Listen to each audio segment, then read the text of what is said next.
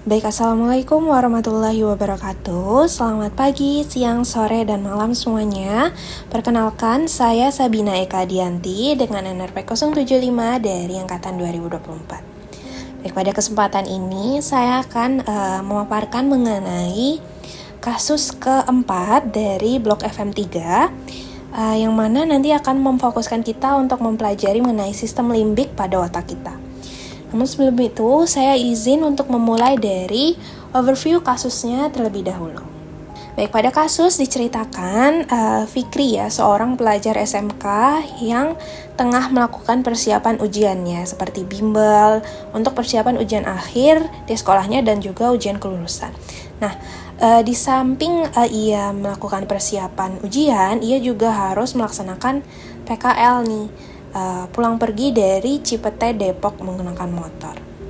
Nah, setelah ia pulang sekolah, pulang PKL, sampai di rumah pun ia masih harus membantu ayahnya yang sedang kurang sehat untuk bekerja menambal ban. Karena kebetulan ternyata keterampilan motorik Fikri dalam menambal ban ini sangat bagus ya, hasilnya sangat bagus. Namun sayangnya karena ia kelelahan schedule-nya padat, overworked, akhirnya ia stres dan timbullah sejumlah gejala-gejala seperti sulit tidur, nafsu makannya menurun, dan juga ia menjadi lebih emosional atau mudah marah. Akhirnya, lama-kelamaan pun akan berdampak pada kegiatan sehari-harinya seperti ia menjadi sulit fokus di sekolah, sering lupa, dan juga sulit menjawab soal.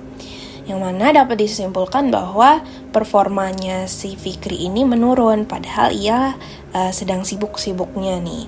Nah, apa sih yang terjadi pada tubuh Fikri? Saya akan membahas lebih lanjutnya pada pemaparan kali ini.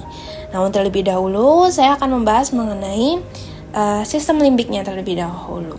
Yang mana untuk anatominya, sistem limbik itu merupakan suatu sistem yang terdiri dari beberapa bagian organ pada otak kita. Pada gambar dapat dilihat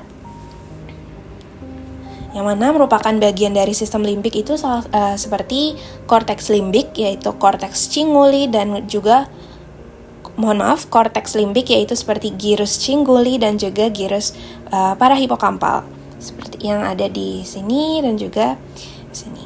Lalu terdapat hipokampus, amigdala, talamus, hipotalamus dan epitalamus yang kompleksnya terdapat di sini.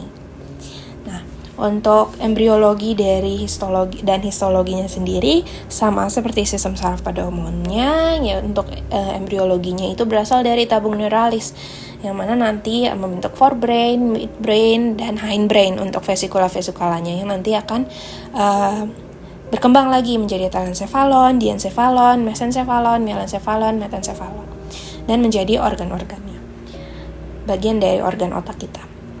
Lalu untuk histologinya juga sama, komponen utamanya itu adalah neuron dan sel glia. Baik, jika membahas langsung mengenai Fikri ini ia lagi persiapan ujiannya nih. Ia lagi persiapan ujian, schedule-nya padat, ia harus PKL, dan juga ia harus mikirin nih ayahnya yang lagi kurang sakit gimana.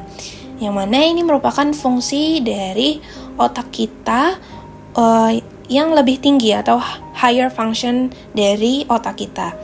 Yang mana bisa kita lihat sebagai fungsi kognitif dari otak kita. Seperti apa sih fungsi kognitif itu? Pengaplikasiannya itu seperti kita belajar, time management, pengaturan motivasi, self-control dari diri kita.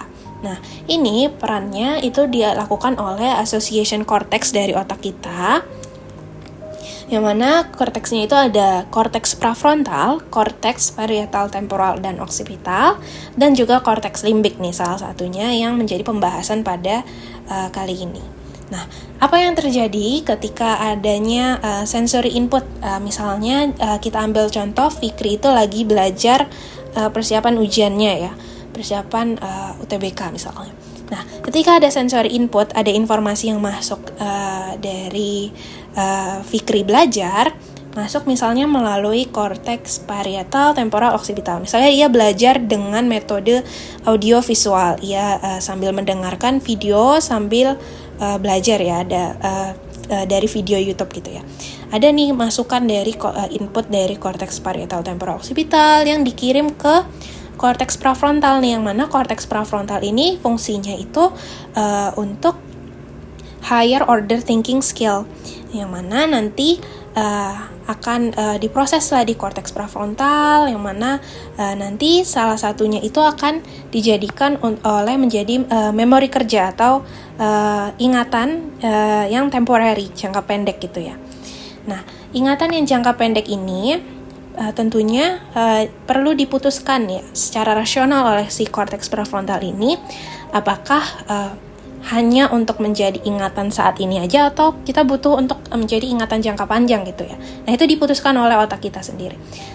Contohnya ketika kita belajar persiapan UTBK gitu ya, tentu kita mempersiapkannya dari jauh-jauh hari dan dibutuhkannya ingatan yang panjang kan. Makanya adalah mekanisme yang untuk pembentukan memori jangka panjang seperti di sini ya. Namun terlebih dahulu saya akan membahas mengenai korteks limbik di sini. Untuk sensori input dari korteks limbik itu seperti apa?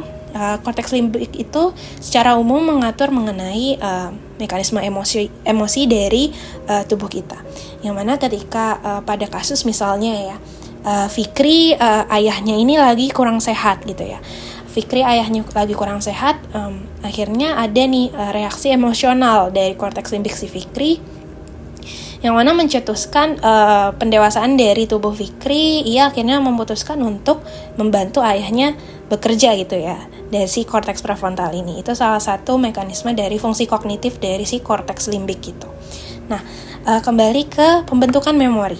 Nah, tahapan dari pengubahan dari memori kerja atau memori yang jangka pendek ini, memori saat ini menjadi memori yang lebih panjang itu ada tahapannya. Yang pertama itu adalah encoding atau pengkodean. Jadi nanti ada input yang nanti dikode oleh organ yang atau bagian organ yang berperan dalam tahap pembentukan memori. Salah satunya adalah hipokampus. Nah, nanti terjadilah konsolidasi di hipokampus atau penguatan ingatan gitu ya, yang nantinya dari hipokampus ini akan dilakukan penyimpanan di korteks-korteks yang lebih tepat atau yang lebih kuat penyimpanannya. Salah satunya misalnya ketika kita belajar mengenai suatu bahasa baru, misalnya Fikri belajar bahasa Inggris untuk materi UTBK, ada kosakata baru yang ia harus pelajari. Nah, setelah dikonsolidasi ya, kosakata itu nanti akan disimpan untuk waktu jangka yang panjang itu ya, untuk jangka panjang. Nah, penyimpanan yang tepat itu ada di area Broca gitu ya, dan area Wernicke yang membahas, yang lebih memfokuskan untuk penyimpanan bahasa gitu. Lalu ketika ia ujian baru itu akan ada proses yang namanya retrieval atau pengambilan dari memori yang sudah dibentuk, memori yang sudah disimpan untuk jangka panjang itu akan diambil kembali untuk digunakan pada saat ini. Nah, untuk jenis memorinya itu tadi sudah ada ya, short term memory, memori jangka pendek, dan long term memory. Untuk long term memory sendiri ini banyak bagiannya, yang salah satunya itu seperti memori fakta atau memori semantik. Jadi ketika Fikri belajar rumus, itu salah satu memori fakta ya, yang diproses di hipokampus dan disimpan di korteks. Lalu memori yang kedua adalah memori prosedural atau yang membahas mengenai skill ya, yang disimpan di cerebellum. Nah, apa sih contohnya ini? Ketika Fikri itu lagi PKL, ia pulang pergi Cipete Depok naik motor. Ia paham jalan yang harus dia lalui itu mana, rute tercepatnya yang mana, karena ia pulang pergi kan ya, setiap hari lewat situ. Nah, itu adalah salah satu memori prosedural. Lalu untuk memori emosional ini salah satu perannya dari limbik ya, oleh amigdala.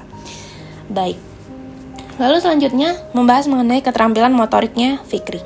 Nah, keterampilan motorik itu terlebih dahulu ada dua jenis, keterampilan motorik halus dan kasar. Yang perbedaannya itu adalah dari homunculus motoriknya, persarafan atau homunculusnya, yang mana ketika homunculus motorik untuk yang motorik halus itu dapat melakukan gerakan-gerakan yang lebih kecil lebih intricate, sedangkan untuk yang kasar itu tidak bisa. Nah, pada kasus ini, Fikri itu menambal ban itu termasuk keterampilan motorik halus, yang mana semua orang belum tentu bisa kan menambal ban. Seperti itu. Nah, peranannya itu ada 4 korteks motorik dan cerebellum. Nah, untuk jarasnya itu diperankan oleh, untuk motorik ekstremitas itu kortika spinal. Nah, membahas langsung mengenai Fikri si pelajar SMK yang padat ujiannya. Dia persiapan ujian, PKL, dan juga bekerja membantu ayah. Nah, ia mengalami kelelahan ya, ia stres, yang mana apa yang terjadi, ia akan menginduksi hipotalamus untuk mengaktifasi persarafan simpatis, yang nanti akan mengirim sinyal ke pusat makan di otak kita untuk menurunkan nafsu makan. Makanya salah satu gejalanya kalau stres itu menurunkan nafsu makannya.